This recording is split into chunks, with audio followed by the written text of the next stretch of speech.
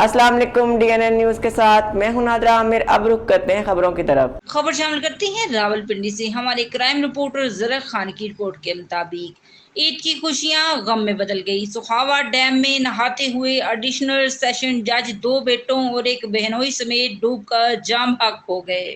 راجہ مبین بہنوئی راجہ عامر بچوں کے ہمراہ سخاوہ ڈیم میں نہاتے ہوئے ڈوب گئے۔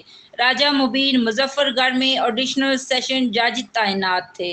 ترجمان جہلم پولیس کا کہنا ہے کہ تھانہ سخاوہ کے علاقے میں 4 شہروں کے ڈیم میں ڈوبنے کی واقعے کی اطلاع پر DPO جہلم ناصر محمود باجوہ موقع پر پہنچ گئے۔ DPO جہلم نے DSP ہیڈ کوارٹرز اور DSP صدر کو بھاری نفری سمیت موقع پر طلب کر لیا۔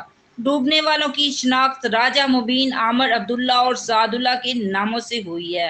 ابتدائی اطلاعات کے مطابق تمام شہری نہانے کے لیے ڈیم میں اترے، جو گہرائی زیادہ ہونے کی وجہ سے سنبھل نہ سکے اور جاں بحق ہو گئے۔ لاشوں کو اسپتال منتقل کر دیا گیا ہے۔ اب تک کے لیے اتنا ہی۔ مزید جاننے کے لیے ہمارے ساتھ رہیے گا۔